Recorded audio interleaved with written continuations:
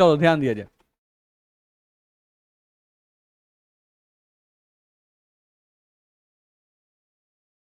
देखो तो हम लोग पिछले क्लास में पढ़ रहे थे, तो मान लो यहाँ पे एक बर्तन हम लिए हुए हैं, इसको हम लोग एक स्केल से जोड़े हुए हैं, ठीक है। यहाँ पर हम सॉल्वेंट ले लिए ए और सॉल्यूट ले लिए बी।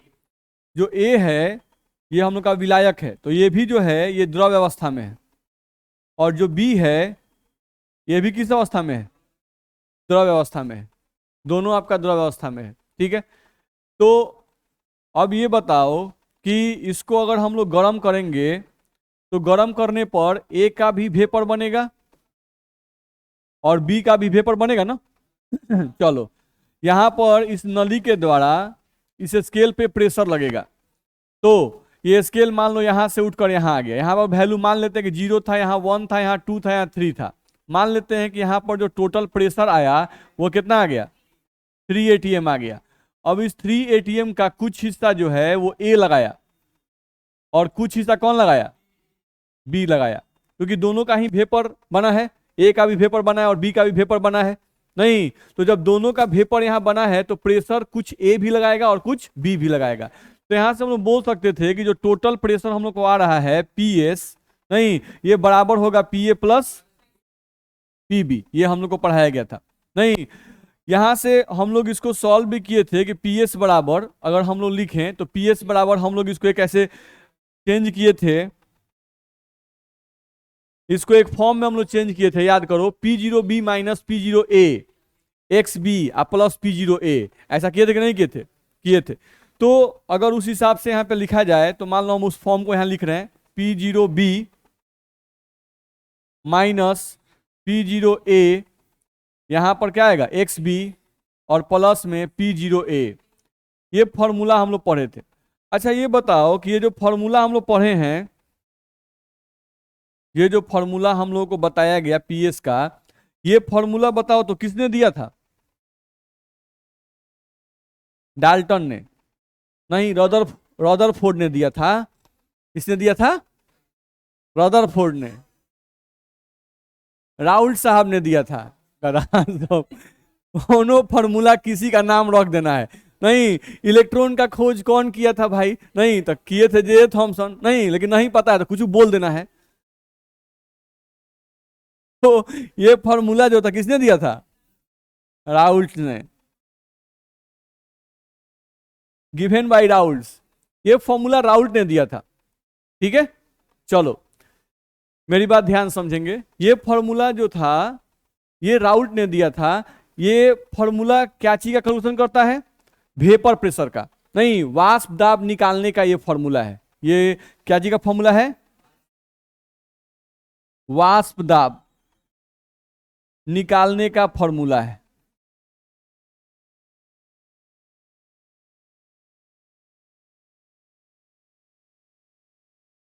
ठीक है। नहीं, अब ध्यान से समझो कि यहां पर हम लोग को लिक्विड लिया गया ए और लिक्विड लिया गया बी। नहीं, और इस लिक्विड का वाष्प बना और उसके वाष्प दाब यानी ये स्केल पर कितना प्रेशर लगाएगा, नहीं, उसको निकालने का ये फॉर्मूला दिया गया। किसने दिया? राउल्ट ने। अब वाष्प दाब, ध्यान से मेरी बात समझना, वाष्प दाब यहाँ ए और बी जो वाष्प दाब लगा रहा है, इस वाष्प दाब का मान निकालने का दो तरीका है। इस वाष्प दाब का मान निकालने का दो तरीका है। एक तरीका है कि हम स्केल हमारे पास रहेगा तो हम स्केल देख के बता सकते हैं कि भाई टोटल प्रेशर कितना है? 3 atm। बताते हैं ना। नहीं, तो स्केल के मदद से जो हम वाष्प दाब का मान बता रहे हैं इसको बोलते हैं प्रायोगिक तरीका। क्या बोलते हैं इसको? प्रायोगिक तरीका। नहीं, यानी आपके पास बर्तन होना चाहिए, आपके पास बर्तन से जुड़ा हुआ स्केल होना चाहिए, तबे ना बता पाइएगा। नहीं, तो इसको बोलते हैं प्रायोगिक तरीका। यानी कि प्रायोगिक मतलब एक्सपेरिमेंटल मेथड, एक्सपेरिमेंटल वैल्यू, नहीं, या एक्सपेरिमेंटल मेथड कहो। यहां से हम लोग क्या बोल रहे हैं? कौन सा तरीका है? Experimental method. एक तरीका ये है, ठीक। और ये कुल वाष्प दाब निकालने का एक और फॉर्मूला है जो किसने दिया है? राउल्ट साहब ने दिया गया है। तो इस कुल वासदाब को निकालने का हम क्या बोले कि दो तरीका है हमारे पास। एक है स्केल को देख के बता दो कि कुल वासदाब कितना होगा, और एक तरीका है कि राउल्ट का फॉर्मूला अप्लाई करो, सबका वैल्यू पुट करो, और वैल्यू पुट करके टोटल दाब का मान निकाल सकते हैं कि निकाल सकते हैं। तो इसके लिए हमको कोनो स्केल का कोनो बर्तन का आवश्यकता है क्या? नहीं, खाली कुछ वैल्यू चाहिए, कुछ वैल्यू हमको मिल जाएगा, हम वैल्यू रख के गुना भाग करके निकालते हैं कि नहीं निकालते हैं? निकालते हैं। नहीं तो अगर किसी भी चीज का मान, किसी भी चीज का मान अगर आप कॉपी पे निकालते हैं, गुना भाग करके निकालते हैं, तो ये होता है हमारा कैलकुलेटेड मान, कैलकुलेटेड मेथड। नहीं नहीं, और यहां से जो मान आएगा वो हो गया कैलकुलेटेड वैल्यू, कैलकुलेटेड वैल्यू, ध्यान रखना है। ठीक, तो कुल वासदाब निकालने का दो तरीका, एक प्रायोगिक और एक कैलकुलेटेड। नहीं, कैलकुलेटेड कैसे निकलता है? फॉर्मूला से। और प्रायोगिक कैसे निकलता है? स्केल से। नहीं, जैसे मान लो घरे डॉक्टर साहब आए और डॉक्टर साहब तुम्हारा हाथ पकड़े, हाथ पकड़ के नहीं बोल देते हैं कि अच्छा तुमको 102 डिग्री बुखार है जी। नहीं, तो इसको बोलते हैं कि डॉक्टर साहब अपना कैलकुलेशन किए और बताए कि 102 डिग्री बुखार है। ठीक, एक होता है कि रुकिए डॉक्टर साहब का चेक कर लेते हैं कि ना कैलकुलेशन सही है गलत है, थर्मामीटर फट दे निकाले मुंह में घुसा दिए, नहीं और देखने लगे कि भाई थर्मामीटर कितना बताता है। अगर थर्मामीटर भी बता दिया 102, नहीं और आप देख लिए तो कहिएगा गजब डॉक्टर साहब का कैलकुलेशन जो है एकदम सही है। नहीं, काहे कि थर्मामीटर हो गया एक्सपेरिमेंटल तरीका, नहीं, और जो डॉक्टर साहब बताए अपना गुना भाग करके वो हुआ कैलकुलेटेड तरीका।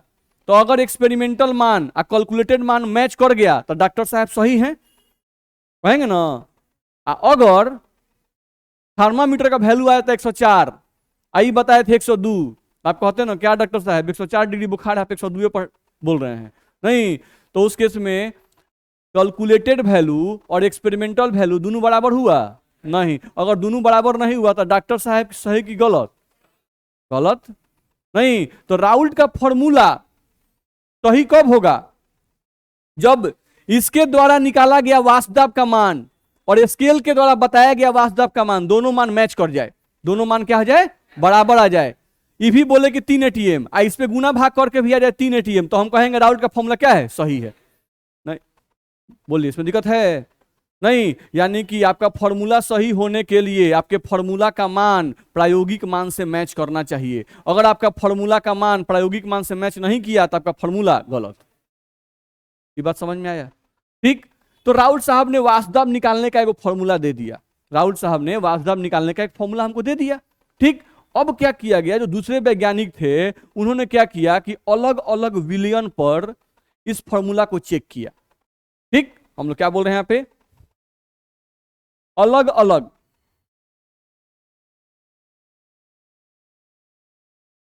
अलग अलग विलयन पर राउल्ट के फॉर्मूला को, राउल्ट के फॉर्मूला को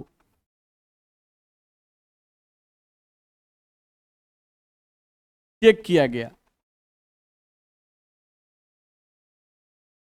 बस में आ रहा है? ठीक, जैसे हम लोगों को यहां पे एक बर्तन लिया गया,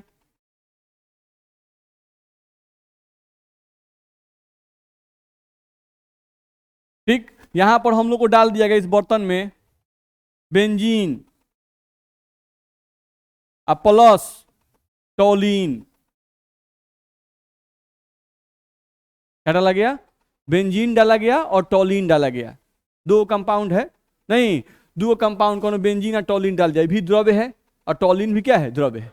ठीक है, नहीं अब इसको हीट किया गया, अब बेंजीन भी द्रव्य है टोलिन भी द्रव्य है, तो यहां पर वेपर जो बनेगा वो बेंजीन और टोलिन दोनों का बनेगा ना जी। तो बेंजीन और टोलिन दोनों का यहां पर वेपर बना। ठीक, अब ये जो वेपर गया इस स्केल पे धक्का मारा तो स्केल ऊपर की तरफ गया, और मान लो स्केल हम लोग का यहाँ ऊपर आ गया, नहीं यहाँ पर आ गया, तो यहाँ वैल्यू था 0 1 2 3 4, नहीं तो हम मान लें कि यहाँ टोटल प्रेशर कितना आ गया?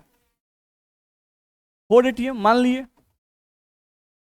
तो ये जो मान आया ये कैलकुलेटेड मेथड एक एक्सपेरिमेंटल वैल्यू है, ये एक्सपेरिमेंटल वैल्यू है, प्रायोगिक मान है, ध्यान रखना है। अब इसी पर राउल्ट का फॉर्मूला लगाया गया, पी एस बराबर हम लोग को फॉर्मूला लगाया गया पी जीरो बी, बी मतलब benzene, minus p zero T, T मतलब टॉलिन, और यहां पर लिखा गया एक्स बी, प्लस में आ गया पी जीरो टी। नहीं, इससे जब कैलकुलेट किया गया, सबका मान रख कैलकुलेट किया गया, तो यहां भी पीएस का जो मान आया वो मान हम लोग को आ गया 4 ATM। तो ये जो मान आया, ये बताओ एक्सपेरिमेंटल है कि कैलकुलेटेड मान है? कैलकुलेटेड मान। हम ऐसे ही मान लें कि भाई ये कैलकुलेटेड वैल्यू हो गया हमारा, ठीक। तो ये जो बेंजीन और टोलिन का सॉल्यूशन है, इसका एक्सपेरिमेंटल मान भी आ गया 4 ATM, गुना भाग करके भी मान आ गया मान लो 4 ATM। नहीं तो दोनों वैल्यू मैच कर रहा है कि नहीं कर रहा है? कर रहा है। यहां पर हम लोग देख रहे हैं कि इस केस में experimental value is equals to calculated value कहेंगे। नहीं तो कैलकुलेटेड वैल्यू एक्सपेरिमेंटल वैल्यू के बराबर हो गया, तो हम ऐसा कह सकते हैं कि इस सॉल्यूशन पर, इस विलयन पर राउल्ट का फॉर्मूला लागू होगा। इस विलयन पर राउल्ट का फॉर्मूला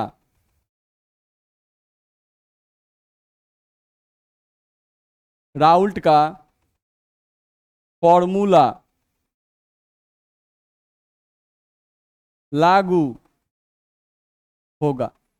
इस विलयन पे राउल्ट का फॉर्मूला लागू होगा, ऐसा बोल दिए। नहीं, अच्छा चलो तो हम दूसरा यहां पे एग्जांपल लेते हैं। फिर से यहां पे एक बर्तन लिया। नहीं, राउल्ट साहब जो थे उन्होंने फॉर्मूला दे दिया था।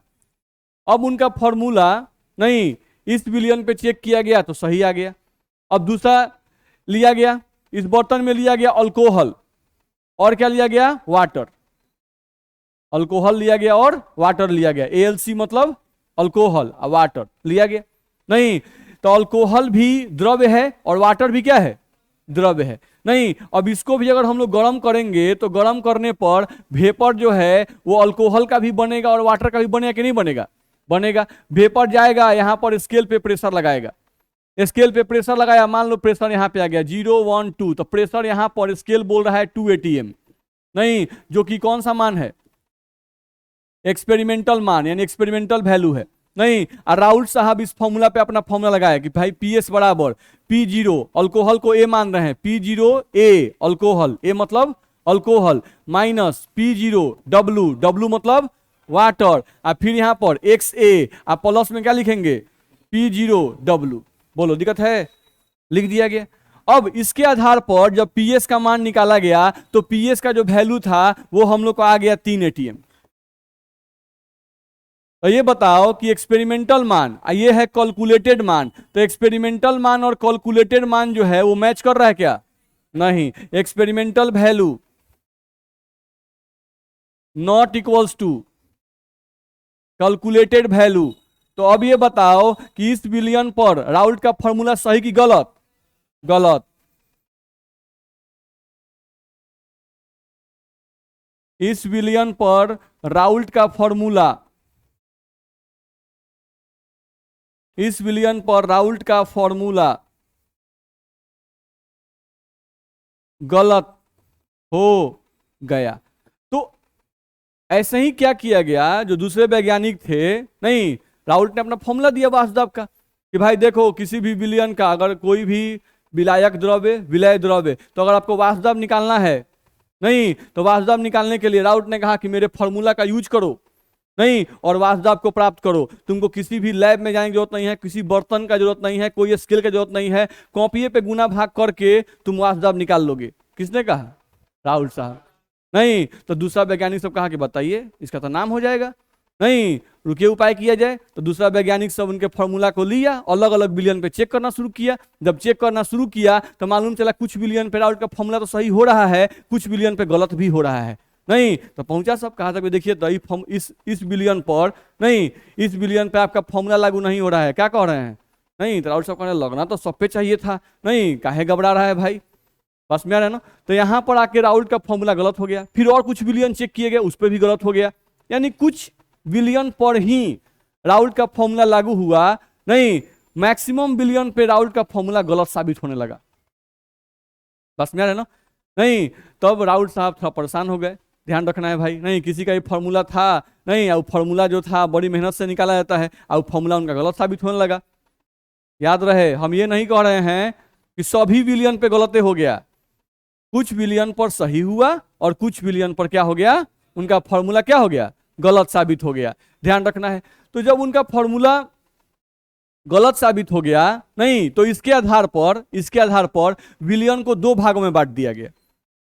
विलियन को क्या किया गया, दो भाग में बांट दिया गया। कहा गया कि कुछ ऐसे विलियन हैं जो राउल्ट के फॉर्मूला का पालन करते हैं, नहीं तो जो विलियन राउल्ट के फॉर्मूला का पालन करते हैं उनको हम कहेंगे आदर्श विलियन। क्या कहेंगे, आदर्श विलियन। इंग्लिश में कहें तो आइडियल सॉल्यूशन। ध्यान रखना है। और कुछ ऐसे विलियन हैं जिन पर राउल्ट का फॉर्मूला लागू नहीं होता है, नहीं तो जिन विलियन पे राउल्ट का फॉर्मूला लागू नहीं होता है ऐसे विलियन को कह दिया गया अनादर्श विलियन, यानी कि नॉन आइडियल सॉल्यूशन।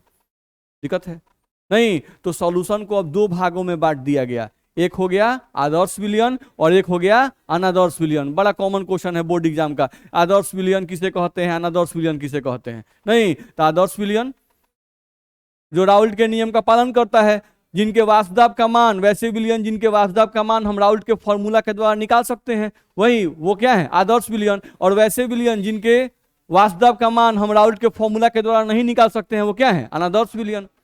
बोलो दिक्कत है, नहीं होता है घर में एगो आदर्श बच्चा एगो अनादर्श बच्चा। आदर्श बच्चा जो पिताजी का बात माने, नहीं अनादर्श बच्चा जो पिताजी का बात नहीं माने, माताजी पिताजी का बात नहीं माने, वो हो गया अनादर्श बच्चा। तो यहाँ भी देख लो, जो राउल्ट का बात माने वो आदर्श, और जो राउल्ट का बात नहीं माने वो अनादर्श। सिंपल कॉन्सेप्ट है।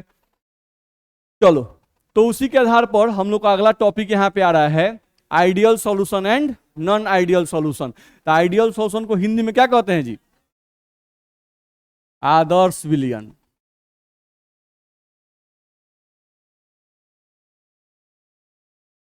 और नॉन आइडियल सॉल्यूशन को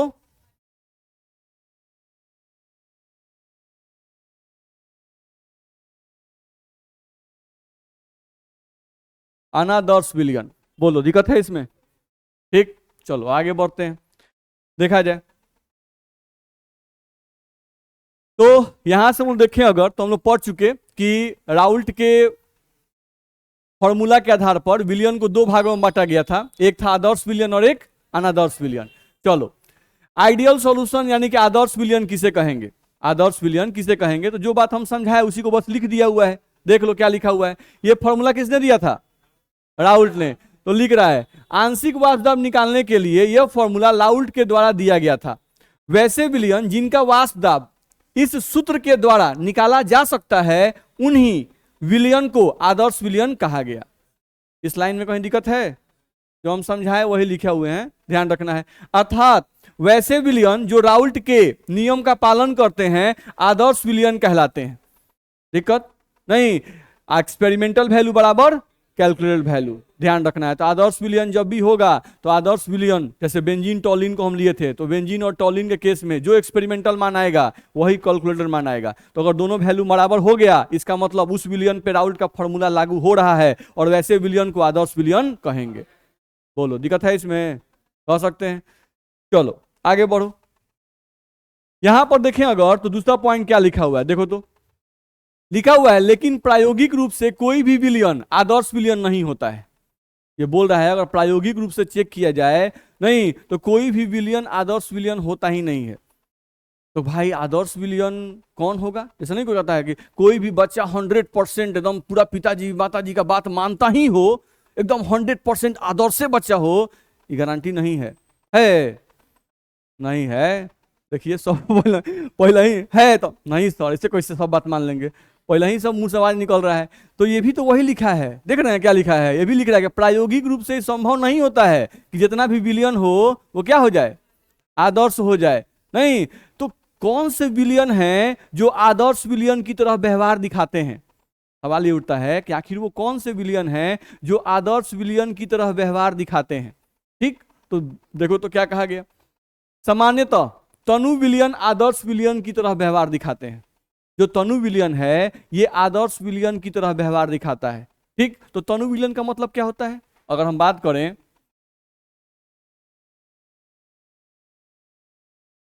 तनु विलियन, तो तनु विलियन का मतलब क्या होता है जी, विलायक के सापेक्ष में विलय की मात्रा क्या हो, नगण्य हो।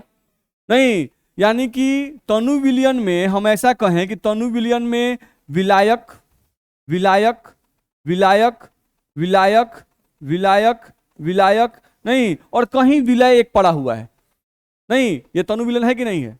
ए का मतलब हम कहते हैं विलायक और बी का मतलब कहते हैं विलय। नहीं, तो इस विलयन में देखो ए की संख्या बहुत ज्यादा है और उसके सापेक्ष में बी की संख्या क्या है, बहुत कम है। तो ये क्या है, तनु विलयन है। तो ये बोल रहा है कि अगर कोई विलयन आपका तनु विलयन है तो तनु विलयन जो है वो आदर्श विलयन की तरह बिहेवियर दिखाएगा। नहीं, यानी अगर आप सांद्र विलयन बनाओगे तो सांद्र विलयन जो होंगे वो कभी भी आदर्श विलयन नहीं होंगे, ध्यान रहेगा। दिक्कत है। अब सांद्र विलयन किसे कहते हैं, जिसमें विलायक विलय नहीं, विलय की मात्रा इतनी होगी कि उसको आप नगण्य नहीं कह सकते हो। नहीं, अब यहां पर देख रहे हो खाली विलायक पूरा भरा हुआ है, ए पूरा विलायक भरा हुआ है और उसके सापेक्ष में बी विलय जो है वो बहुत कम है। तो ऐसा अगर विलयन होगा तो ये कैसा बिहेवियर दिखाएगा, आदर्श विलयन दिखाएगा, ध्यान रखना है। अच्छा, इसमें देखो तो इस विलयन में थोड़ा ध्यान से देखो, इसमें ज्यादातर अणु किसके हैं, ए के, यानी विलायक के कण ही ज्यादातर हैं। तो विलायक के कण ही अगर ज्यादातर हैं, यानी यहां पर आकर्षण बल अगर हम बात करें तो कौन सा आकर्षण बल इस बर्तन में है, ए है। क्या यहां पर विलायक और विलय ये वाला आकर्षण बल बहुत ज्यादा है क्या, नहीं है, क्योंकि बी की मात्रा ही कम है। बी की मात्रा क्या है, कम है। तो ये बताओ कि यहां भी ए आकर्षण बल, यहां भी ए आकर्षण बल, यहां भी ए आकर्षण बल, तो यहां पर तीनों आकर्षण बल सब समान है कि नहीं है, समान है। बस में आ रहा है, सब आकर्षण बल क्या है, समान है। तो राहुल साहब कहां गलती कर रहे थे, अब समझो। राहुल साहब क्या गलती कर रहे थे, वो कह रहे थे क्या कि किसी भी विलयन में नहीं, सभी प्रकार के आकर्षण बल क्या होते हैं, समान होते हैं। यानी वो मान लिए कि विलायक विलायक आकर्षण बल, विलायक विलय आकर्षण बल और विलय विलय आकर्षण बल, सभी आकर्षण बल समान होते हैं। अगर किसी विलयन में ये सभी आकर्षण बल समान हो जाएं, A attraction force, A B attraction force और बी बी अट्रैक्शन फोर्स, अगर ये सभी आकर्षण बल समान होंगे तो ऐसा विलयन आदर्श विलयन कहलाएगा। तो ये बताओ कि किसी भी विलयन में क्या यह संभव है कि सभी आकर्षण बल समान हो, नहीं। किसी भी विलयन में सभी आकर्षण बल समान हो ये जरूरी नहीं है, ध्यान रखना है। हम बोले कि एगो बर्तन में पानी लिए हुए हैं, नहीं, तो पानी और पानी के बीच का आकर्षण, एगो बर्तन में पेट्रोल लिए हुए हैं तो पेट्रोल और पेट्रोल के बीच का आकर्षण दोनों समान है कि अलग अलग होगा, अलग अलग होगा भाई। सारा आकर्षण बल समान नहीं हो सकता है, नहीं। और ये क्या मान लिए, सारा आकर्षण बल समान, तो सारा आकर्षण बल समान कब हो सकता है, तनु विलयन में हो सकता है। तनु विलयन में क्यों हो सकता है, क्योंकि तनु विलयन में समान प्रकार के कणों की संख्या ही ज्यादा होती है, अलग प्रकार के कणों की संख्या क्या है, कम होती है। तो यहाँ पर सभी आकर्षण बल समान माना जा सकता है कि नहीं माना सकता है, माना जा सकता है। तनु विलयन में ऐसा माना जा सकता है, इसीलिए कहा जा रहा है कि तनु विलयन आदर्श विलयन की तरफ व्यवहार दिखाएगा। दिक्कत है, नहीं। तो तनु विलयन में सभी आकर्षण बल को आप लगभग समान मान सकते हो, और सभी आकर्षण बल समान मानोगे तो राउल्ट का फॉर्मूला सही हो जाएगा, ध्यान रखना है। दिक्कत है, नहीं। तो राउल्ट के फॉर्मूला कैसे विलयन पे लागू होंगे, तनु विलयन पे लागू होंगे, सांद्र विलयन पे लागू नहीं होंगे। तनु विलयन पर क्यों लागू होंगे, क्योंकि तनु विलयन में सभी प्रकार के आकर्षण बल क्या होते हैं, समान होते हैं। नहीं, सांद्र विलयन में सभी प्रकार के आकर्षण बल समान नहीं होते हैं। कुछ बात दिमाग में गया, चलो एग्जाम्पल्स। नहीं, यहाँ पे एग्जाम्पल हम लोग को देखा जाए तो एग्जाम्पल लिखा हुआ है बेंजीन प्लस टॉलिन। अच्छा, आदर्श विलयन के लिए एक और कंडीशन लिखा रहता है, थोड़ा देखो तो, जब विलायक तथा विलय की संरचना तथा ध्रुवता लगभग क्या हो, समान हो। ये बोल रहा है कि अगर विलायक और विलय आपको दिया हुआ है और दोनों का संरचना लगभग समान हो, जैसे हम बार बार अभी एग्जांपल ले रहे थे, तुम याद करो, बेंजीन C6H6 प्लस टॉलिन जिसका फॉर्मूला होता है C6H5CH3। नहीं, हम ऐसे फॉर्मूला लिखे तो देखो तो इसमें भी बेंजीन है और इसमें भी बेंजीन है कि नहीं। हम लोग इसका स्ट्रक्चर लिखें तो इसका स्ट्रक्चर ऐसा होता है, इस तरह से C6H6, इसका स्ट्रक्चर ऐसा होता है, ये हो गया, और उससे लगा हुआ है CH3 है। नहीं, तो इन दोनों का स्ट्रक्चर मैच कर रहा है कि नहीं कर रहा है, कर रहा है। तो ये बोल रहा है कि वैसे विलयन भी आदर्श विलयन हो सकते हैं जिसमें विलायक और विलय का लगभग स्ट्रक्चर मैच करता हो, साथ साथ इनकी ध्रुवता भी मैच करती हो। तो ध्रुवता का मतलब कि अगर ये नॉन पोलर है तो ये भी क्या हो, नॉन पोलर। तो बताओ ये पोलर है कि नॉन पोलर, ये क्या है, नॉन पोलर। तो दोनों का ध्रुवता सेम है कि अलग अलग, सेम है। और दोनों का स्ट्रक्चर कुछ मैच कर रहा है कि नहीं कर रहा है, कर रहा है। तो ऐसे विलयन भी आदर्श विलयन हो सकते हैं। तो आदर्श विलयन होने का दो कंडीशन बताया गया, एक या तो विलयन तनु हो, या तो विलायक और विलय दोनों का संरचना मैच करता हो और दोनों की ध्रुवता भी मैच करती हो, तो ऐसे विलयन क्या होंगे, आदर्श विलयन होंगे। बोलो दिक्कत है इसमें, नहीं? तो ये ध्यान रखना होगा। अब आपके बोर्ड एग्जाम में जनरली जो पूछता है वो एग्जाम्पल्स पूछता है। आदर्श विलयन का एक एग्जाम्पल दे, नहीं आदर्श विलयन का दो एग्जाम्पल देते हैं, इनमें से कोई भी दो एग्जाम्पल याद कर लीजिएगा। नहीं, बेंजीन प्लस टोलिन याद कर लीजिए, चाहे हेक्सेन प्लस सेप्टेन याद कर लीजिए, याद हो जाएगा नहीं होगा, हो जाएगा। तो कोई भी दो एग्जाम्पल आप याद कर लीजिए, आगे बढ़ सकते हैं। चलिए अगले पॉइंट पे आए। अगला पॉइंट हम लोग क्या कर रहा है, थोड़ा देखो तो। हम लोग को यहां से कहा जा रहा है कि एक आदर्श विलयन निम्नलिखित शर्तों का पालन करता है। नहीं, एक आदर्श बच्चा जो है, नहीं वो कैसा हो सकता है, बस में है ना, वो कौन कौन से नियम का पालन करता है, तो उसी नियम के बारे में बताया जा रहा है। बस में आ रहा है, तो देखिए क्या क्या नियम बता रहा है। विलायक में विलय को मिलाने पर नेट आयतन में कोई बदलाव नहीं होता है। बस में आ रहा है। जो आदर्श बच्चा होता है, नहीं उसको पिताजी प्यार करेंगे तो भी उसका बिहेवियर वैसा ही है, और उसको पीटेंगे तो भी उसका बिहेवियर वैसा ही है। बस में है ना, जैसे एक झापड़ मार दिए तब भी ना एंडोथर्मिक ना एक्सोथर्मिक। बस में है ना, उष्मा शोषी ना उष्मा छेपी। नहीं, उसको एक झापड़ मार दिया तभी कोई बात नहीं है, दूसरा झापड़ मार दिया तब भी कोई बात नहीं है, तीसरा मार तब भी कोई बात नहीं है। वही है आदर्श बच्चा। बस में आ रहा है। नहीं तो आप लोग हैं वैसे, एक झापड़, दो झापड़, तीन झापड़, तीन चार फैट के बाद बस कीजिए, अब हद हो रहा है, अब इसके आगे मत कीजिए, ढेर हो गया। अब छोटा बच्चा नहीं है बार बार अब बड़ी दिन से पीटते हुए आ रहे हैं। नहीं ऐसा हो जाता है, नहीं होता है? चलिए देखा जाए, तो देखा जाए यहां पर क्या कह रहा है। विलायक और विलय समझने का मेरा कोशिश करो। मान लो हम 1 लीटर पानी लिए, 1 लीटर पानी लिए एगो बर्तन में, एगो बर्तन में क्या लिए, 1 लीटर अल्कोहल लिए, 1 लीटर पानी और 1 लीटर अल्कोहल। ठीक है, अब हम क्या किए कि एगो दूसरा बर्तन लिए और उस दूसरा बर्तन में 1 लीटर पानी भी डाल दिए और 1 लीटर अल्कोहल भी डाल दिए। ठीक है, अब पानी और अल्कोहल जब आपस में मिक्स किया, पानी और अल्कोहल जब आपस में मिक्स किया, तो हम लोग देखे क्या कि पानी और अल्कोहल के बीच में, पानी और अल्कोहल के बीच में आकर्षण बल कम है। पानी और अल्कोहल के बीच में आकर्षण बल कम है। तो अगर मान लो कि दो गो कण है और दो गो कण के बीच में आकर्षण बल कम है, तो अगर आकर्षण बल कम है तो ये दोनों सट जाएगा कि तनी दूर रहेगा, दूर रहेगा। नहीं होता है, जिसको पसंद नहीं करते हैं अरे दूरे बैठो, ऐसा होता है। बस में देखते हैं कहीं कहीं एक बेंच पर 5-5 बच्चा बैठ जाता है, नहीं उसको तनिक को दिक्कत नहीं होता है, कहीं कहीं एक बेंच पर दुइयों को बैठेगा तो दिक्कत होगा, ए ठीक से नहीं, ऐसे होता है। तो कहने का सेंस है, सब कौन सी पे डिपेंड करता है, अट्रैक्शन फोर्स पे। कौन सी पे डिपेंड करता है, अट्रैक्शन फोर्स पे। अब आकर्षण बल अगर कम है, आकर्षण बल कम है तो दो कण नजदीक नहीं आते हैं, दूर हो जाते हैं। जब अगर नजदीक नहीं आके दूर हो जाएंगे तो उनका आयतन बढ़ेगा कि घट जाएगा, बढ़ जाएगा। आयतन क्या होगा, बढ़ जाएगा। ठीक, और अगर मान लो कि हम लोग 1 लीटर पानी लिए, अभी लिए थे 1 लीटर पानी और 1 लीटर अल्कोहल लिए थे, हम बोले कि पानी में अल्कोहल को मिलाए, लेकिन अल्कोहल पानी एक दूसरे को बहुत पसंद नहीं करते हैं। क्या है कि पानी जो है वो हाईली पोलर है, H2O, अल्कोहल का बोलते हैं C2H5OH। तो C2H5 वाला पार्ट में क्या है, नॉन पोलर पार्ट है, तो पूरा पसंद नहीं करता है। तो क्या बहुत नजदीक आएगा, नहीं। तो तुम पानी मिलाए थे 1 लीटर, अल्कोहल मिलाए थे 1 लीटर, और जब दोनों को मिलाओगे या नेट वॉल्यूम मापोगे तो नेट वॉल्यूम 2 लीटर नहीं आएगा, 2.2 लीटर आ जाएगा। यानी आयतन बढ़ गया। आयतन काहे बढ़ गया, काहे कि दोनों कण, पानी का कण और अल्कोहल का कण एक दूसरे को पसंद नहीं करता है, आप एक में मिला दिए। नहीं, जब एक में मिला दीजिएगा तो दोनों एक दूसरे को देखकर तनी दूर हो जाएगा, तनी दूर हो जाएगा। तो तनी तनी दूर होगा सब कण, तो उसके केस में आयतन थोड़ा सा बढ़ेगा कि नहीं बढ़ेगा, बढ़ जाएगा। आयतन बढ़ जाता है, अगर कण एक दूसरे को पसंद नहीं करेंगे तो आयतन बढ़ जाएगा, ध्यान रखना है। अब सेम दूसरा एग्जांपल लेते हैं। एक बर्तन में 1 लीटर पानी लिए और एक बर्तन में 1 लीटर एसिड ले लिए H2SO4। पानी भी द्रव्य है और H2SO4 भी द्रव्य है, दोनों को मिला दिए।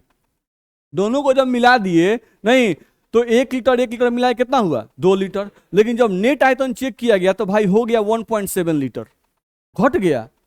नहीं तो घट कहा गया भाई, इसका मतलब हुआ कि पानी का कण और जो एसिड का कण था, अम्ल का कण था, वो एक दूसरे को पसंद करता था। जैसे ही नजदीक आया तो होना चाहिए था उन दोनों कितना दूर, नहीं लेकिन हो गए एकदम नजदीक आके चिपक गए। जब एकदम नजदीक आके चिपक जाएंगे तो आयतन जितना होना चाहिए था 2 लीटर, 2 लीटर से क्या हो गया, कम हो गया। दिक्कत है नहीं। तो अगर आकर्षण बल ज्यादा होगा, आकर्षण बल ज्यादा होगा तो आयतन घट जाएगा, और आकर्षण बल अगर कम होगा तो आयतन बढ़ जाएगा। ऐसा होगा कि नहीं होगा? नहीं। अब यहां पर आइए, हम लोग को राहुल साहब क्या कर रहे हैं, राहुल साहब क्या कर रहे हैं कि विलायक में विलय को मिलाने पर नेट आयतन में कोई बदलाव नहीं आता है। बताइए।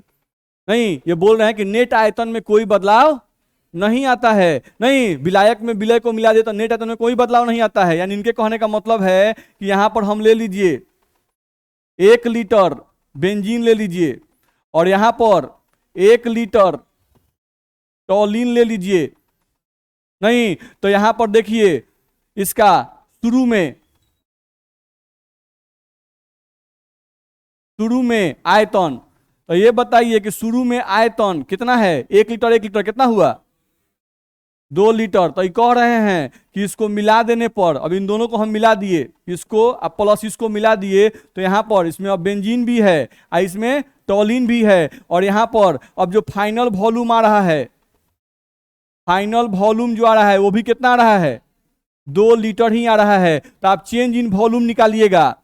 ये बोल रहे हैं कि चेंज इन वॉल्यूम यानी कि आयतन में बदलाव निकालिए। तो आयतन में बदलाव का मतलब होता है कि फाइनल आयतन माइनस इनिशियल आयतन, तो 2 माइनस 2 बराबर कितना आएगा 0।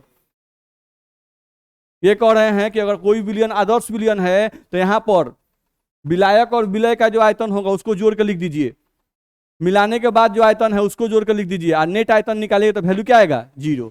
तो देखो यहाँ क्या लिखा है, डेल्टा। डेल्टा का मतलब बदलाव, भी यानी वॉल्यूम, मिक्स यानी मिक्स करने के बाद, मिलाने के बाद। नहीं तो नेट आयतन में जो बदलाव आ रहा है वो क्या रहा है 0। नेट आयतन में बदलाव क्या आ रहा है 0। लेकिन क्या ऐसा नॉर्मल केस में होता है? नहीं। विलायक और विलय या तो एक दूसरे को पसंद करेंगे तो आयतन घट जाएगा, नहीं, और अगर पसंद नहीं करेंगे तो आयतन बढ़ जाएगा। बस मेरा है आई बोल रहे हैं कि आयतन में कोनो बदलाव नहीं होगा, ना बढ़ेगा और ना घटेगा, ये बोल रहे हैं। तो आदर्श विलयन के लिए पॉइंट ध्यान रखना होगा कि आदर्श विलयन एक ऐसा विलयन होता है जिसके नेट आयतन में कोई भी बदलाव नहीं होता है। दिक्कत है नहीं। हम बोले कि एक झापड़ मार दो तो वो कोनो बात नहीं है, 2 झापड़ मार दो तो वो कोनो बात नहीं है, वो एकदम न्यूट्रल टाइप का है, कोई बदलाव नहीं, ना आकर्षण ना विकर्षण। बस में है ना? नहीं तो यहां पर ये संभव क्यों हो पाया है? क्योंकि यहां पर वो क्या माने थे, तीनों प्रकार का आकर्षण बल क्या होता है, समान होता है। वो सारे आकर्षण बल को समान मानते थे। क्या सारे आकर्षण बल समान होते हैं? नहीं होते हैं, ध्यान रखना है। विलायक में अपना ही पे सोचिए, नहीं आपका आकर्षण बल अपने माताजी और पिताजी से पूछा जाए, नहीं तो मैक्सिमम बच्चे का आकर्षण बल किससे होता है, माँ से। नहीं, माँ से आकर्षण ज्यादा होता है। अब पिताजी को देखते ही हड़कल रहते हैं हम लोग, नहीं होता है। घर पर बैठे हुए हैं, माताजी हैं तो नहीं वो पढ़ रहे हैं, माँ बोली रही अरे पढ़ कहने रहे गधा, नहीं पढ़ कहने रहा है, अरे रुको ना मम्मी क्या है के लिए चिंता कर रही हो तुम। नहीं, अब पापा जी आएंगे उनको कहना भी नहीं पड़ता तो बिना दिखावटी होता नहीं, बड़ा इंपॉर्टेंट टॉपिक है। नहीं ऐसा देख देख पलटने लगते हैं लोग, बस में दिखाने के लिए, तो ये तो होता ही है। चलिए, विलायक में विलय को मिलाने पर एंथैल्पी में कोई बदलाव नहीं आता है। देख रहे हो, कोई बदलाव इसमें नहीं आता है, एंथैल्पी में कोई बदलाव नहीं आता है। अच्छा ये बताओ, पानी हम ले लिए और चूना ले लिए, पानी में चूना को डालेंगे तो पानी में चूना को डालने पर पानी गर्म होता है कि नहीं होता है? होता है। पानी में चूना डाले तो पानी गर्म होता है, यानी ये प्रक्रिया क्या है, ऊष्माक्षेपी, ऊर्जा बाहर निकल रही है, ध्यान रखना है। नहीं तो ये ऊष्माक्षेपी यानी पानी में चूना डाले तो ये ऊष्माक्षेपी प्रक्रिया है, यानी विलायक में विलय डालने पर प्रक्रिया ऊष्माक्षेपी भी होती है। ध्यान रखना है। और विलायक में विलय डालने पर प्रक्रिया उष्माशोषी भी होती है। याद करो हम लोग बोलते थे कि एगो ठंडा पानी ले लो गिलास में, आए वो गिलास में गर्म पानी ले लो, और दोनों में 10-10 ग्राम चीनी डाल दो, तो चीनी पहले किस में घुलेगा? ठंडा पानी में, गर्म पानी में?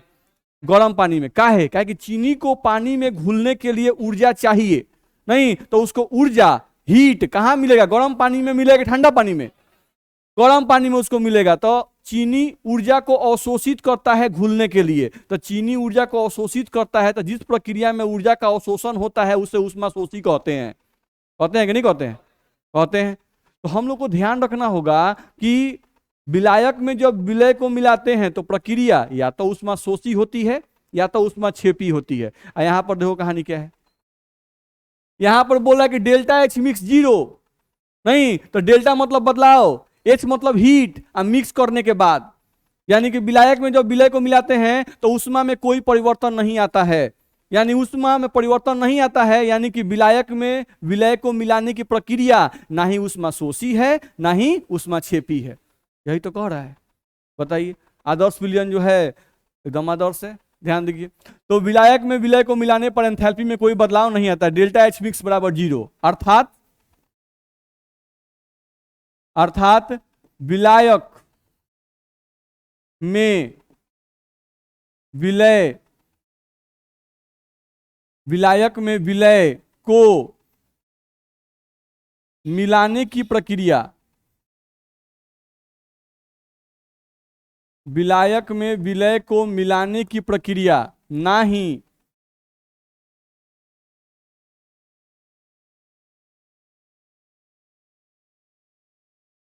ही उष्माशोषी है और ना ही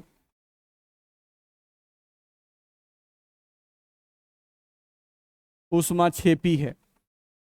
किसके लिए? आदर्श विलयन के लिए। बोलो दिक्कत है इसमें? तो ये पॉइंट भी हमको ध्यान में रखना होगा। अगले पॉइंट पे आ जाओ। अब बात करते हैं किसकी? नॉन आइडियल सॉल्यूशन की। आइडियल सॉल्यूशन समझ में आ गया? नहीं, अब नॉन आइडियल सॉल्यूशन की बात करते हैं। तो नॉन आइडियल सॉल्यूशन में क्या कहा गया है कि experimental value of vapour pressure और calculated value of vapour pressure बराबर होगा कि बराबर नहीं होगा? बराबर नहीं होगा। अच्छा ये बताओ, जब दोनों बराबर नहीं होगा भाई, तो इससे दो गो संभावना निकल के आता है, नहीं कि एक्सपेरिमेंटल जो वैल्यू हो वो ज्यादा हो जाए, किससे? कैलकुलेटेड वैल्यू से। या दूसरा संभावना ये है कि एक्सपेरिमेंटल जो वैल्यू है वो क्या हो जाए? कम हो जाए, किससे? कैलकुलेटेड वैल्यू से। दो संभावना है कि नहीं? नहीं। तो अनादर्श विलयन वैसा विलयन होता है जिसके केस में एक्सपेरिमेंटल मान और कैलकुलेटेड मान समान नहीं आता है। एक्सपेरिमेंटल का मतलब स्केल से निकाला गया मान, और कैलकुलेटेड मतलब राउल्ट के फॉर्मूला से निकाला गया मान। नहीं, दोनों बराबर नहीं आया, इसका मतलब कि उस विलयन पे राउल्ट का फॉर्मूला लागू नहीं हो रहा है। इसका मतलब हुआ कि वह विलयन क्या है? अनादर्श विलयन। तो अनादर्श विलयन में अब दो संभावना, या तो कुछ ऐसा विलयन मिलेगा जिसमें एक्सपेरिमेंटल मान ज्यादा आ जाएगा, और कुछ ऐसा विलयन भी मिल सकता है जिसमें एक्सपेरिमेंटल मान क्या आ जाएगा? कम आ जाएगा। नहीं, तो जिस केस में एक्सपेरिमेंटल मान ज्यादा आ जाए, ऐसे अनादर्श विलयन को हम लोग कहते हैं, अनादर्श विलयन, धनात्मक विचलन युक्त अनादर्श विलयन। क्या बोलेंगे उसको? धनात्मक विचलन युक्त अनादर्श विलयन। कब? जब एक्सपेरिमेंटल मान ज्यादा होगा तब। यहां आइए, इस केस में क्या बोलेंगे अब? बताइए, इतना तेज आप लोग हैं, खोजना पड़ता है। पहले ही नाम जान गए, ऋणात्मक विचलन युक्त अनादर्श विलयन। सही है भाई? नहीं, तो जब एक्सपेरिमेंटल मान ज्यादा तो धनात्मक विचलन युक्त अनादर्श विलयन, और जब एक्सपेरिमेंटल मान कम तब ऋणात्मक विचलन युक्त अनादर्श विलयन। ऐसा बोल सकते हैं कि नहीं बोल सकते हैं? बोल सकते हैं। अब चलिए ये बताइए कि एक्सपेरिमेंटल वैल्यू यानी एक्सपेरिमेंटल वास्तव का मान ज्यादा हो जा रहा है, तो ये हमको बताइए। चलिए,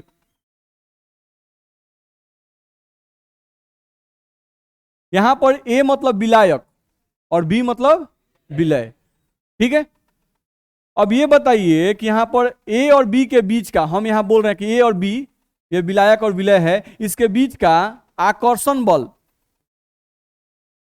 इसके बीच का आकर्षण बल कम है, लिख दिए।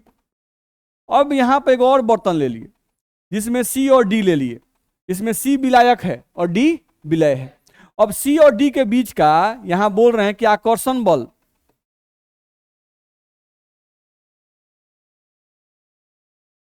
ज्यादा है, ठीक है। अब हम इसको भी हीट सप्लाई किए, यानी इसको भी ताप दे दिए, मान लो कि इसको ताप दे दिए 80 डिग्री सेल्सियस, नहीं आईसी या डी वाला जो है इसको भी ताप दे दिए, टेम्परेचर दे दिए 80 डिग्री सेल्सियस, दोनों को ताप समान दिए, नहीं, लेकिन यहां आकर्षण बल क्या है और यहां आकर्षण बल क्या है, ज्यादा है। तो बताओ कौन ज्यादा वाष्प बनाएगा, ऊपर वाला ज्यादा वाष्प बनाएगा, सही बात है भाई। नहीं, कहे कि यहां पर हम लोगों का ए और बी के बीच का आकर्षण बल कमजोर है, जैसे ही हम हीट देंगे 80 डिग्री, इसके बीच का बॉन्ड पहले टूटेगा, कमजोर है। ये मजबूत है तो 80 डिग्री सेल्सियस पे हो सकता है कि इसके बॉन्ड टूटने की मात्रा क्या हो, कम हो, टूटेगा यहां भी, टूटेगा यहां भी, लेकिन जल्दी जल्दी टूटेगा क्योंकि कमजोर है। आई जल्दी जल्दी नहीं टूटेगा तो ये ज्यादा वाष्प बनाएगा और ये कम वाष्प बनाएगा, सही बात है भाई। यानी कि दिमाग में रखना है कि जिसका आकर्षण बल कमजोर होता है वहां वाष्प ज्यादा बनता है, बनेगा कि नहीं बनेगा, और जो ज्यादा वाष्प बनाएगा वो ज्यादा वाष्प दाब भी लगाएगा, नहीं होगा। जो ज्यादा क्वेश्चन सॉल्व करेगा निश्चित रूप से वो जल्दी कंपटीशन निकालेगा, ज्यादा कंपटीशन निकालेगा, नहीं आज जो क्वेश्चन को धीरे धीरे तुर रहा है, धीरे धीरे क्रैक कर रहा है, नहीं वो जल्दी जल्दी क्वेश्चन नहीं बनाएगा तो प्रेशर यानी धक्का भी कंपटीशन पे धीरे धीरे लगाएगा, ध्यान रखना है। तो सिंपल सी बात है। तो इसका वेपर प्रेशर, इसका वाष्प दाब हम ज्यादा लिखे तो कोई दिक्कत है आपको, इसका वेपर प्रेशर हम कम लिखे तो कोई दिक्कत है, बोलो दिक्कत नहीं ना है। अच्छा ठीक है, समझ में आ रहा है कि चलो, यानी कि वेपर प्रेशर ज्यादा कब होगा भाई, जब आकर्षण बल क्या हो, कम हो, आकर्षण बल कम हो, नहीं आकर्षण बल कम तो वेपर प्रेशर ज्यादा। अब यहां आते हैं, इसमें देखो तो क्या लिखा हुआ है, एक्सपेरिमेंटल मान ज्यादा, एक्सपेरिमेंटल मान मतलब एक्सपेरिमेंटल वाष्प दाब का मान ज्यादा, नहीं तो वाष्प दाब का मान ज्यादा कब होता है, जब विलायक और विलय के बीच का आकर्षण बल कमजोर होता है, नहीं किससे, विलायक विलायक आकर्षण बल से या विलय विलय आकर्षण बल से, यानी ये आकर्षण बल कमजोर होगा तो फटफट टूटेगा, नहीं। अच्छा इसमें आओ, एक्सपेरिमेंटल वैल्यू कम, तो एक्सपेरिमेंटल वैल्यू यानी एक्सपेरिमेंटल वाष्प दाब का मान कम, तो वाष्प दाब का मान कम, नहीं तो वाष्प दाब का मान कम, इसका मतलब हुआ कि यहां पर ए बी आकर्षण बल ज्यादा, किससे, ए आकर्षण बल से और बी बी आकर्षण बल से, बोलो ऐसा बोल सकते हैं कि नहीं बोलते हैं। तो तुमको ध्यान रखना होगा कि यहां पर आकर्षण बल विलायक और विलय के बीच का, क्योंकि आप विलायक लिए और उसमें विलय डाल दिए तो विलयन बन गया, नहीं तो विलयन में हम लोग कौन सा आकर्षण बल देखेंगे, विलायक और विलय के बीच का आकर्षण बल। अगर विलायक और विलय के बीच का आकर्षण बल कमजोर होगा तो वाष्प ज्यादा बनेगा, तो यहाँ पे आकर्षण बल कमजोर हुआ है तबे ना प्रायोगिक मान ज्यादा हो गया जी, नहीं, और यहां पर आकर्षण बल ज्यादा है इसीलिए वाष्प क्या बना, कम बना, नहीं। और राहुल साहब क्या मानते थे, सब आकर्षण बल समान होता है, अब सब आकर्षण बल समान तो निश्चित रूप से उनका वैल्यू घबराएगा ही, नहीं यहां पे सब आकर्षण बल समान नहीं होता है, ध्यान रखना है। तो अब कोई पूछा, फिर से आ रहे हैं अनादर्श विलयन, तो अनादर्श विलयन में दो तरह का अनादर्श विलयन मिला, एक मिला धनात्मक विचलन युक्त अनादर्श विलयन मिला, तो धनात्मक विचलन युक्त अनादर्श विलयन कब कहेंगे, जब एक्सपेरिमेंटल वाष्प दाब का मान प्रायोगिक वाष्प दाब के मान से क्या हो, ज्यादा हो, एक्सपेरिमेंटल वैल्यू ज्यादा हो तो पॉजिटिव डेविएशन धनात्मक विचलन, और जब एक्सपेरिमेंटल मान कम हो तो ऋणात्मक विचलन, नहीं। अब एक्सपेरिमेंटल मान ज्यादा है तो कौन सी का मान, वाष्प दाब का मान, नहीं तो एक्सपेरिमेंटल वाष्प दाब का मान ज्यादा है, इसका मतलब हुआ कि अच्छा आकर्षण बल जरूर कमजोर रहा होगा, नहीं तो आकर्षण बल कमजोर, तो एक गुण मिल रहा है, धनात्मक विचलन युक्त अनादर्श विलयन का एक गुण मिल गया। कोई पूछे कि धनात्मक विचलन युक्त अनादर्श विलयन का गुण बताओ, इसमें क्या होता है, इसका गुण बताना शुरू करो, नहीं तो हम बताएंगे, नहीं कि भाई यहां पर विलायक विलय आकर्षण बल कमजोर होता है, यहां पर बताएंगे विलायक विलय आकर्षण बल मजबूत होता है, इसीलिए तो ऋणात्मक विचलन है, इसीलिए तो यहाँ पे वाष्प दाब का मान कम होता है, बोलो दिक्कत है, इस समझ में सब आ रहा है। चलिए तो यहां से हम लोग को ये सब बात समझ में आया। तो देखा जाए नॉन आइडियल सॉल्यूशन, उसी के आधार पर यहाँ लिखा गया। हम लोग अब यहाँ लिख रहे हैं, थोड़ा सा स्पेस है। एक्सपेरिमेंटल वैल्यू जब ज्यादा रहे और जब कैलकुलेटेड वैल्यू क्या रहे, कम रहे, तो ऐसे अनादर्श विलयन को, ऐसे अनादर्श विलयन को बोलो क्या लिखें, धनात्मक विचलन युक्त, धनात्मक विचलन युक्त अनादर्श विलयन। ऐसा लिखे तो कोई दिक्कत है?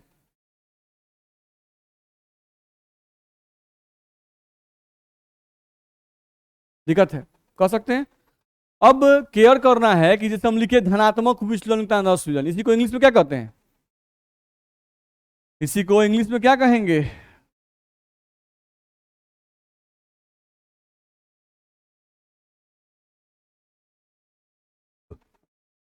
Positive deviation. तो ये हम लोग को इंग्लिश में लिखा रहता है, ध्यान रखना है। चलो यहां पे आ जाए।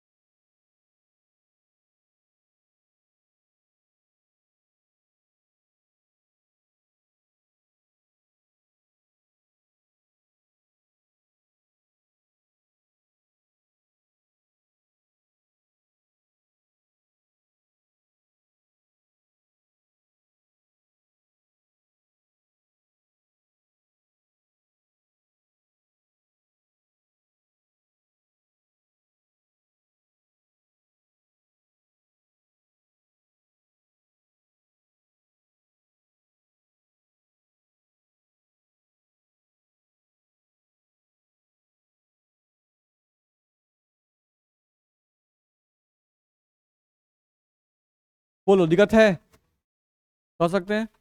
नहीं तो ये सब पॉइंट हमको ध्यान में रखना होगा। चलो अब आगे बढ़े, तो क्या लिख रहा है हम लोग को देखा जाए। धनात्मक विचलन युक्त अनादर्श विलयन, ठीक है, थोड़ा समझते हैं पहले बात को, देखा जाए।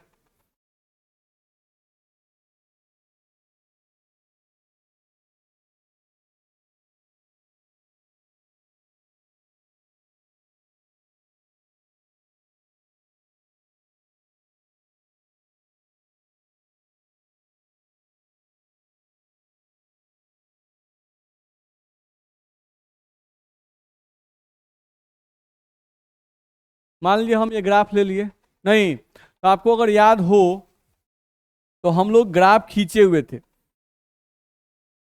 इस टाइप का। ये ग्राफ कौन जी का था? पीबी का, याद आ रहा है?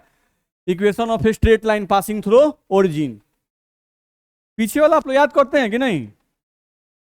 करते हैं सर, क्या आप भी शक करते रहते हैं बिना मतलब का। हम लोग बहुत सिंसियर विद्यार्थियों में से एक हैं। नहीं, y बराबर mx ऐसा था, नहीं pb बराबर, अभी हम लोगों से आपको भेंट हो ही हो जा रहा है, बाद में भेंट होगा। हम लोग कहीं कोनो मेडिकल कॉलेज में रहेंगे, कहीं आईआईटी कॉलेज में रहेंगे, नहीं बहुत भाग से आपके यहाँ आ गए हैं लोग। नहीं बस समझ में आ रहा है, कुछ दिन जो मिल गए तो मिल गए, बाद में फिर मिलेंगे लोग, देखा जाए तो। पीए इसका भी जो ग्राफ होता है, पार्शियल प्रेशर ऑफ ए का ग्राफ हम लोग खींचे थे, अगर आपको ध्यान में हो। नहीं तो हम लोग बताए थे कि अगर ए के आंशिक दाब का ग्राफ खींचेंगे तो वो क्या होगा, स्ट्रेट लाइन होगा, और कहां से पास करेगा, ओरिजिन से। बी का भी ग्राफ खींचेंगे तो वो भी स्ट्रेट लाइन होगा, और कहां से पास करेगा, ओरिजिन से। ऐसा हम पढ़ा चुके हैं। तो यहां से एक लाइन हम खींच दिए, तो मान लो ये बी का है। नहीं, सेम एज एक को मान लो कि एक हम ये ग्राफ खींच रहे हैं, वो किसका है, ए का है, मान लिए, ठीक है।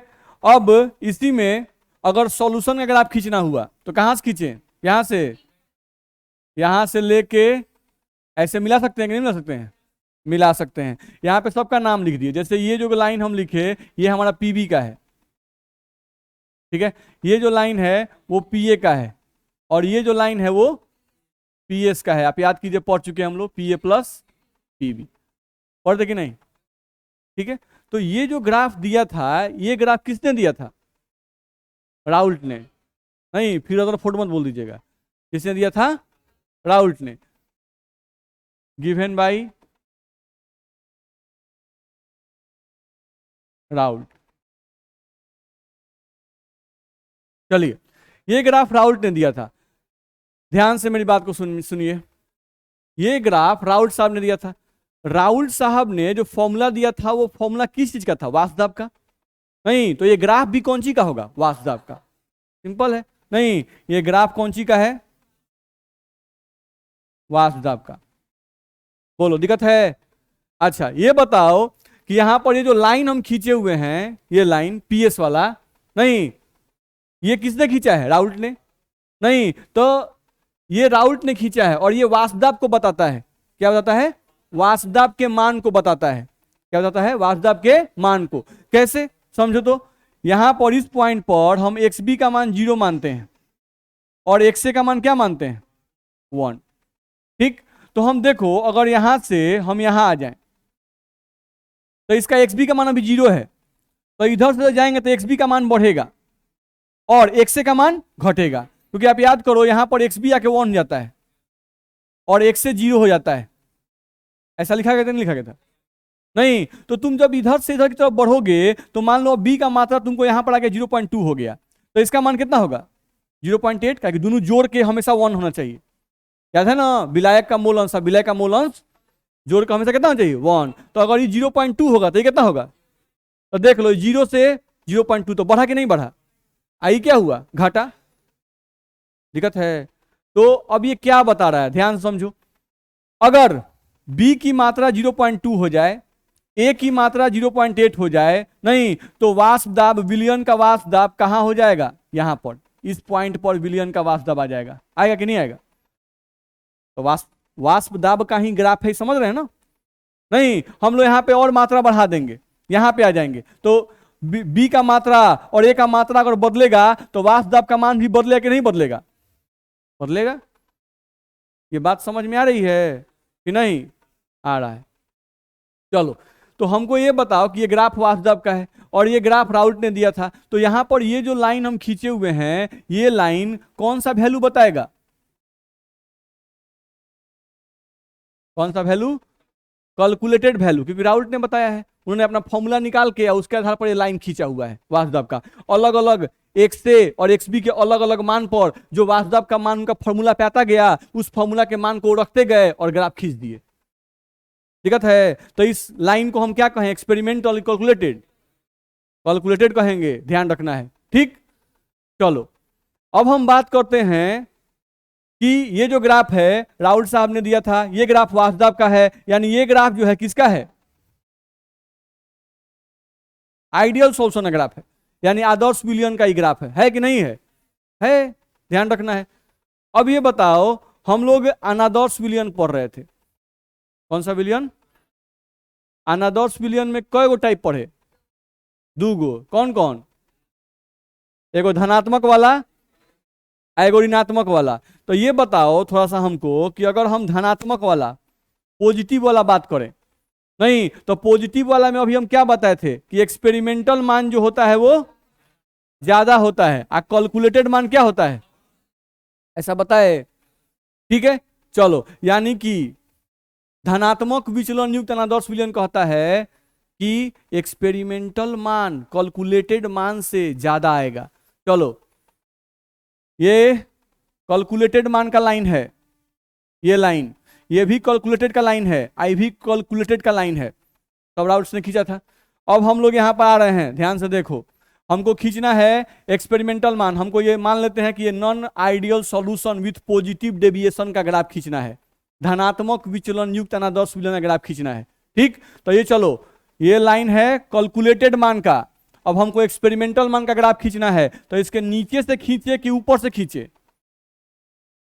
ऊपर से। अरे गधा, सब नीचे से खींचेंगे तो वाष्प दाब कम हो जाएगा, ऊपर से खींचेंगे तो वाष्प दाब ज्यादा हो जाएगा। तो प्रायोगिक वाला अगर आप खींचना है तो धनात्मक वाले में प्रायोगिक का मान क्या होता है? ज्यादा। तो प्रायोगिक का मान ज्यादा तो ग्राफ ऊपर से खींचेंगे। और बहुत सोच रहा है ग्राफ खींचेंगे केने से, ना नहीं खींचना है, नहीं ये सब काम कैसे हो जाएगा? गधा सब। देखो यहाँ पर, तो यहाँ पे हम लोग को ये हो गया बी के वाष्प दाब का ग्राफ अकॉर्डिंग टू राउल्ट।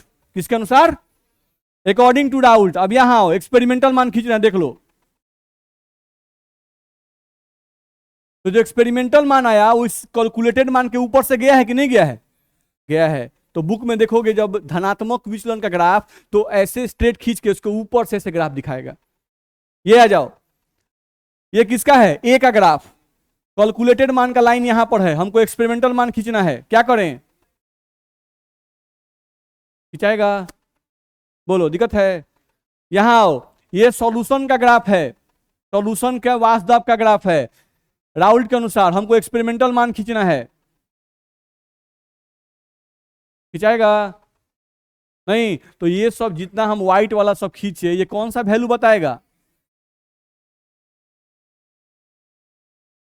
कुछ समझ में आ रहा है कि नहीं आ रहा है? आ रहा है। तो चलिए देखिए, ये सब ग्राफ आप देखिएगा जब एनसीईआरटी में, तो आपको इस ग्राफ खींचा रहता है।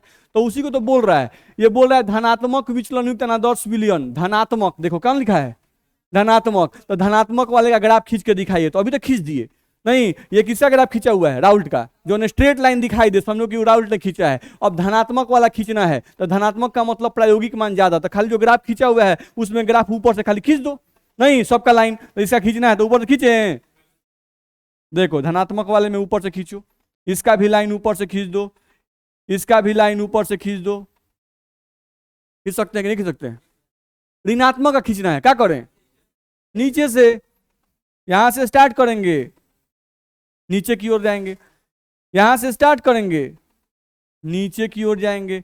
यहां से स्टार्ट करेंगे और नीचे की ओर जाएंगे। बोलो, परेशानी है क्या? नहीं। तो इस तरह का ग्राफ एनसीईआरटी में या साइड बुक में आपको दिए रहते हैं, तो पहचान लीजिएगा ना कौन धनात्मक वाला है, कौन ऋणात्मक वाला है। नहीं, और ग्राफ क्या कहना चाहता है, समझ जाइए कि नहीं समझ जाइएगा? समझ जाइएगा। तो ये ग्राफ हम लोग को इस तरह से मिलता है। चलो, ये पॉइंट हम लोग पढ़ चुके हैं, पढ़े कि नहीं पढ़े हैं?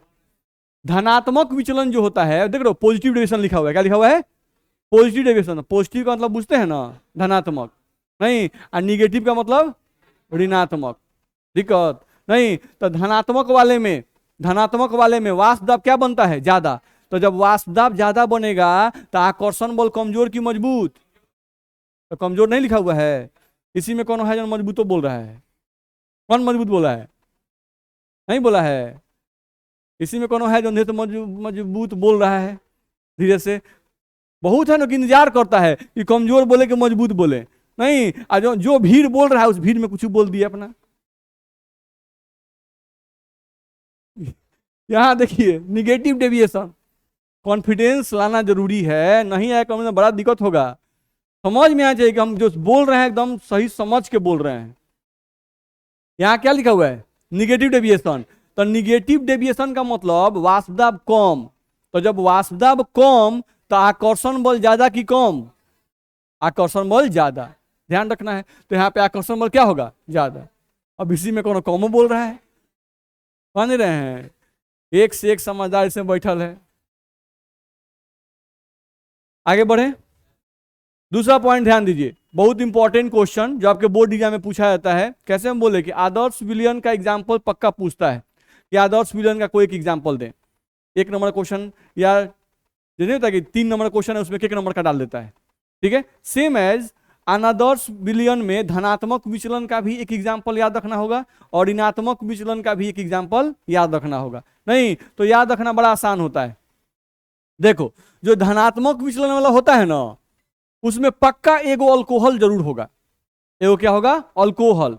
नहीं, इसमें तुमको अल्कोहल जरूर मिलेगा, या तुमको क्या कहते हैं CCl4 कार्बन टेट्राक्लोराइड पक्का मिलेगा। जैसे जो एग्जाम्पल लिखा हो देखो, इथेनॉल, ये क्या है? अल्कोहल। अल्कोहल। नहीं, CH2 एंड एसीटोन। तो कुछ है एक्स्ट्रा भी है, लेकिन ज्यादातर एग्जाम्पल देख लो, methyl alcohol, ethyl alcohol, CCl4। नहीं तो कहीं भी अगर ऑप्शन में दिया रहे कि इनमें से अनदर्स विलयन को पहचानो, तो अगर अल्कोहल वाला कोनो में दिखाई दे दिया, नहीं धनात्मक विचलन अगर एग्जाम्पल में पूछ दिया तो अल्कोहल वाला अगर होगा तो कौन सा टिक करेंगे, धनात्मक विचलन। ध्यान रखना है, धनात्मक विचलन। अगर अल्कोहल वाला एग्जाम्पल दिया है तो कौन सा टिक करेंगे, धनात्मक विचलन युक्त अनादर्श विलयन। और अगर कहीं एसिड दिखाई दे दे, इसमें देख रहे हो मैक्सिमम जो एग्जाम्पल लिया जाएगा वो या तो एसिड होगा या तो क्लोरोफॉर्म होगा।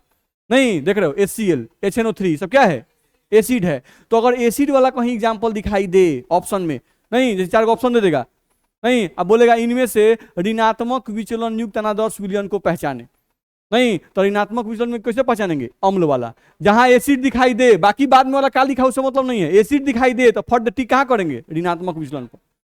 दिक्कत है, याद रहेगा। नहीं तो एग्जाम्पल ऐसे समझ के आप याद कर सकते हैं, ये सब आपके बुक में एग्जाम्पल दिया रहता है तो ये सब आप याद कर सकते हैं। चलिए तो यहां से हम लोग अगले क्लास में स्टार्ट करेंगे। नहीं इसके पीछे वाला आप सब रिवाइज करके आइएगा।